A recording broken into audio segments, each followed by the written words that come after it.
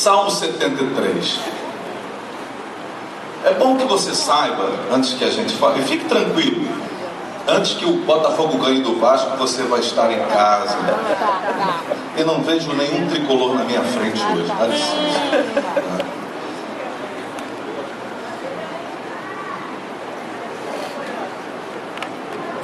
Olha, Botafoguense tem tão pouca alegria, que quando a gente tem, não tira a gente não, deixa a gente curtir. Dura pouco, nem incomoda vocês.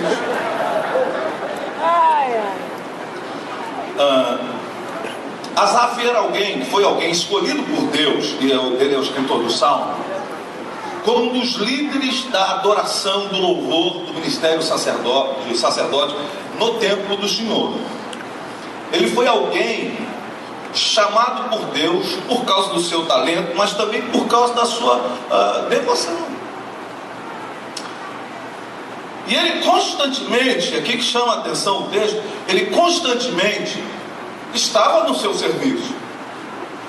Onde era o seu serviço? No templo do Senhor. Qual é o trabalho dele? Conduzir a adoração, o louvor, conduzir o povo, ter o trabalho, todo o trabalho, a dignidade de estar ali diante do Senhor. O trabalho de Asaf era o trabalho de estar então servindo ao Senhor no aspecto da devoção do povo. Era um líder então que cuidava dos aspectos da devoção, onde as pessoas chegavam para ofertar, para trazer suas ofertas, para adorar ao Senhor. Asaf era um daqueles que não deixava que o cântico cessasse, que não deixava que o fogo se apagasse. Era aquela pessoa que estava cuidando de todas as coisas. Ele era um líder e mantinha todas as estruturas do templo funcionassem, no sentido da adoração a Deus.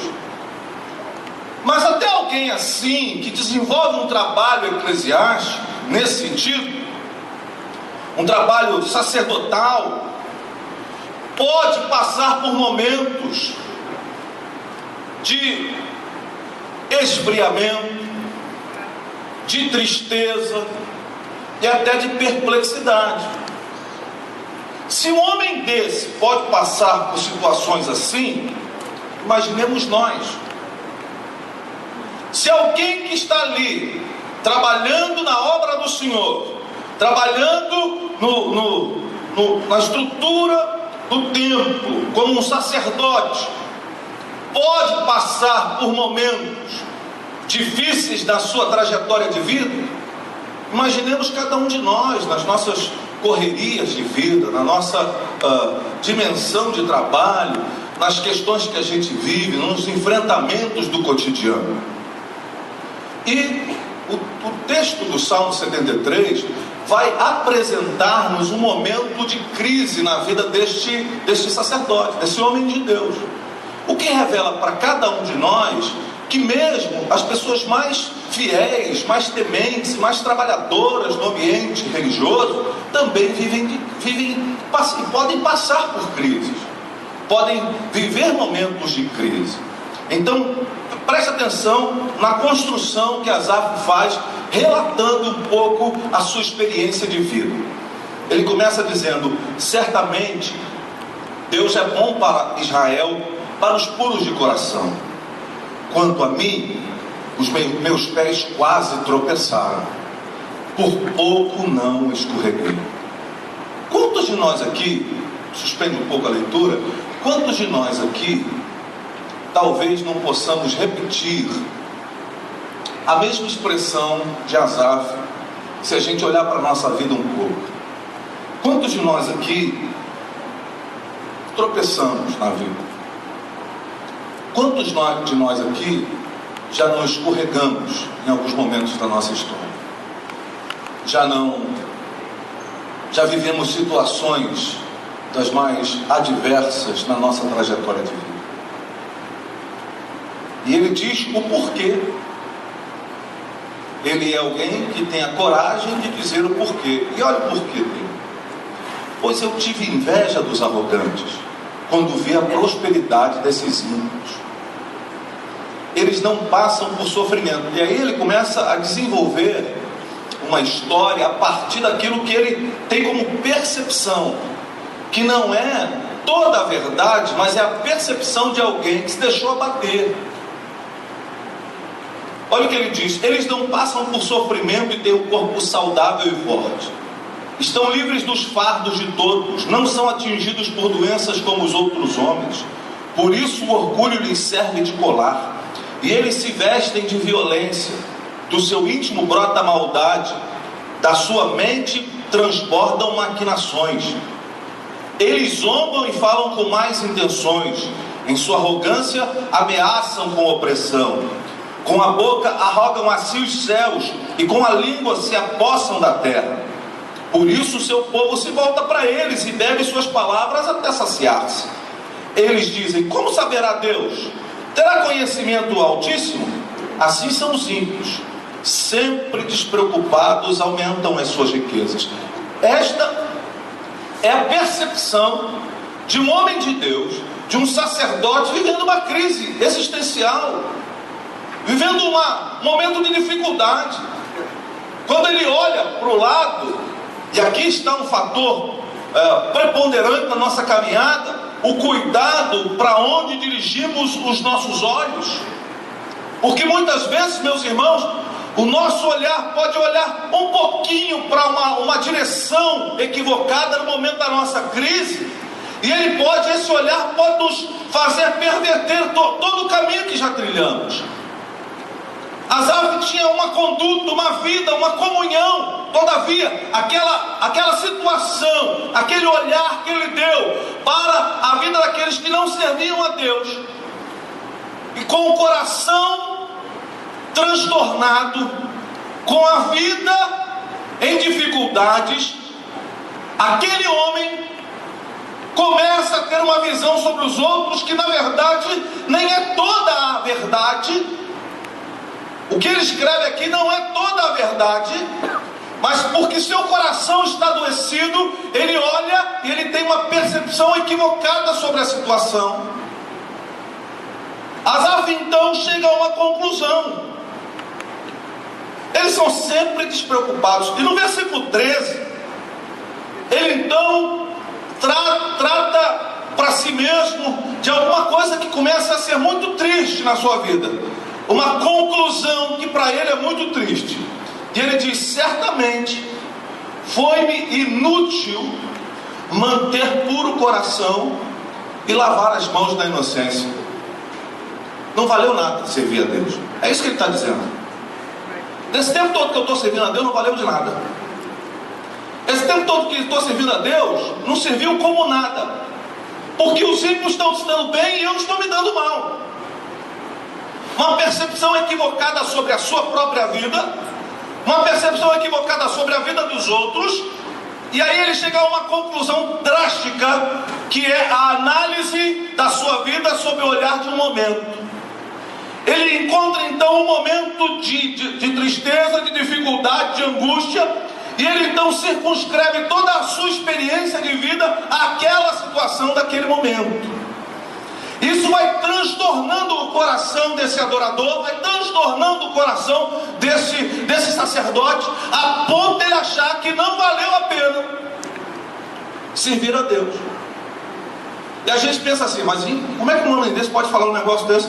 Quantas vezes nós não dissemos, mas tivemos no pensamento algum tipo de abordagem desta natureza? O que adianta então fazer isso? Por que adianta servir a Deus? Se eu fico doente do mesmo jeito? Se meus familiares padecem do mesmo jeito? Se a minha empresa não vai bem igual a todas as outras? Se as minhas dores se abatem sobre mim? De que adianta servir a Deus? Essa é a percepção do sacerdote. Nós não estamos falando de alguém que não está no ambiente religioso, mas é a visão de alguém que está no contexto. E você vê, aqui está o detalhe: nós precisamos ter cuidado, irmãos, porque a gente pode ser enganado pelos sentimentos. Nós podemos ser enganados, iludidos por sentimentos. A gente pode ser, de maneira sorrateira, sendo levado para um lado que no final pode gerar tragédia para a nossa vida. E ele diz assim: foi-me inútil manter puro o coração e lavar as mãos na inocência. E aí ele continua: pois o dia inteiro sou afligido, e todas as manhãs sou castigado. Quando tentei entender isso, não, e aí no versículo 15 ele ainda diz: se eu tivesse dito, falarei como eles, teria traído os teus filhos. Quando tentei entender isso tudo, achei muito difícil para mim. Você já passou por dias que você já tentou entender as coisas que estão acontecendo e foi difícil? Não estou entendendo nada, não estou conseguindo alcançar, não estou percebendo nada, estou conseguindo dimensionar o porquê das coisas. E não há situação mais dramática do que a crise quando a gente tenta entender os porquês dela. Já percebeu isso? Por que isso está acontecendo comigo? Eu sou tão fiel, sempre obedeci meu pai, sempre obedeci minha mãe, me trato, me cuido. Por que isso está acontecendo comigo? Deixa eu dizer que tem coisas que a gente nunca vai entender, irmãos. Tinha um amigo, ele era pastor da igreja metodista lá na cidade de Kearney, no estado de Nova Jersey. Seu nome é Stephen Canfield, filho do bispo Robert Canfield, da igreja metodista aqui no Brasil, fazendo um trabalho lindo, imagina um trabalho lindo, ganhando americanos, a igreja cheia de gente, vibrante, na presença de Deus. Eu estava lá com ele uma certa ocasião, e ele falou assim: estou indo ao médico, eu estou sentindo umas coisas estranhas. E eu fui ao médico com ele. Poucos dias depois, ele foi novamente, e ele recebeu um diagnóstico: câncer no pâncreas. Em 2 anos, aquele homem corpulento, que comia de tudo, não tinha vergonha, era um homem enorme, bom de conversar, amigo. Em 2 anos, o câncer comeu completamente. Eu estive lá algumas vezes, e no dia que ele morreu, eu estava lá no hospital. Fui a seu sepultamento, a cidade parou. Era inverno, neve, frio, a cidade parada. Homem de Deus, por que o senhor não curou o Estevão? Por que o senhor não expeliu dele esse tão bom testemunho lindo para tanta gente agregaria a igreja? Por que o senhor não fez isso? Eu não sei explicar. Asaf diz assim: quando eu tentei entender, não consegui. A gente não tem que saber entender e explicar todas as coisas que acontecem conosco, irmãos. Isso também é vaidade.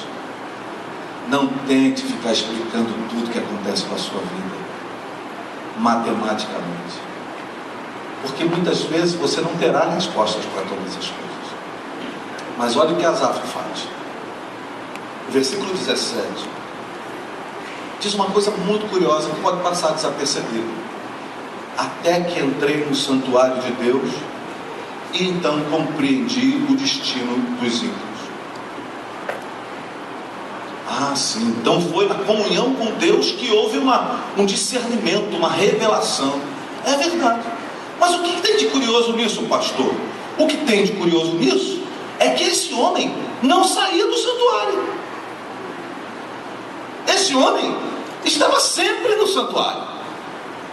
Esse homem estava cotidianamente no santuário. A sua vida era no santuário. Você imagina alguém, muito mais do que aqui, eu tenho pastores que estão aqui todos os dias, o pastor Paulo, o pastor Rui, tem pastor aqui que eu quase tenho que mandar para casa. Vai embora, irmão, vai para casa um pouco. Então que eles estão agarrados aqui no amor, no desejo de estar em comunhão com o Senhor. Asaf era alguém que desenvolvia todos os dias, ele tinha uma atividade no templo, no santuário. Então quando eu leio esse texto e falo assim: até que eu entrei no santuário, parece dar a ideia de que ele nunca havia entrado no santuário e naquele dia resolveu entrar no santuário, mas não foi isso. Era alguém que estava todo dia ali. Mas aqui está o segredo. Aquele todo dia havia se transformado numa rotina, numa obrigação, num dever a cumprir. E por isso, naquela trajetória de cumprir a obrigação, de cumprir o dever, de estar ali fazendo as demandas do sacerdócio, cumprindo todas as exigências, fez com que ele rompesse um pouco aquilo que é vital para a caminhada de alguém que deseja se relacionar com o Senhor intensamente. Rompeu-se então naquela trajetória do hábito, do costume, da obrigação, do profissionalismo, rompeu-se aquela paixão. Ele já fazia as coisas, ele já estava no santuário, porque estava cumprindo a sua obrigação. Mas houve um dia, no meio da sua crise, que ele foi para a presença de Deus de uma maneira diferente. E que aí Deus se revelou a ele, e revelou a ele as questões que ele estava precisando de respostas da parte do Senhor. Naquele dia, embora ele tivesse um hábito, naquele dia, o que era habitual foi quebrado pelo sobrenatural. Naquele dia, o que era obrigação profissional se transformou em devoção interior. Naquele dia, aquilo que era feito como alguma coisa que eu preciso fazer porque está na minha agenda cotidiana, deu lugar a um desejo e a uma busca por encontrar-se, por estar de frente com o Senhor. Pastor, o que isso quer dizer com isso? Eu quero dizer, meu irmão, minha irmã, com todo carinho, com todo amor, que o pai pode dizer a um filho. Muito da experiência com o Senhor tem sido trocada por uma vida de encontros habituais, repetitivos, metódicos e simplesmente obrigatórios. E Deus está nos chamando para uma comunhão de revelação mais poderosa, mais íntima, e que vai desestruturar as nossas estruturas para estruturar aquilo que Deus tem na nossa vida. Deus está nos chamando para romper com a habitualidade e deixar que cada dia você esteja na presença do Senhor, no santuário dele, seja uma novidade e uma revelação extraordinária na sua vida. Para isso nós vamos precisar romper com qualquer tipo de envolvimento que me ligue ao santuário. Eu não estou falando desse santuário, desse lugar, mas que me ligue ao santuário por outro qualquer que seja o motivo, que não o de encontrar-me profunda, poderosa e definitivamente com o Senhor na minha vida. A proposta do Senhor para nós é que a gente hoje encontre espaço no nosso coração para entrar no santuário, para dizer: Senhor, eu não quero viver uma vida metódica, repetitiva, habitual, uma vida de cumprimento de exigências religiosas. Eu quero mergulhar no Senhor profundamente. Eu quero me encontrar com o Senhor profundamente.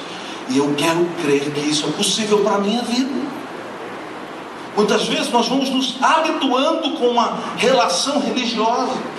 Nós vamos nos habituando com práticas religiosas. Nós vamos nos habituando com o fazimento de tarefas, ou o fazimento de presença, ou de alguma coisa que me diz, então, já que eu estou fazendo isso para Deus, está tudo certo. Quando na verdade, meus irmãos, muitas vezes o que eu faço, o que eu realizo, o que eu estou construindo, nem sempre tem a ver com a minha relação de intimidade com o Senhor. E nós precisamos quebrar isso da nossa experiência, senão nós seremos abatidos, ou poderemos ser abatidos pelas crises de Asaf nos nossos dias.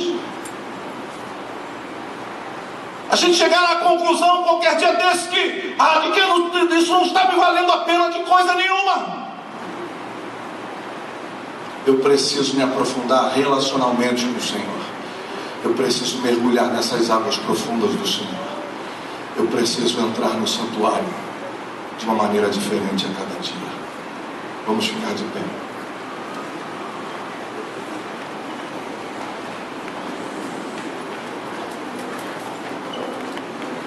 Feche os seus olhos.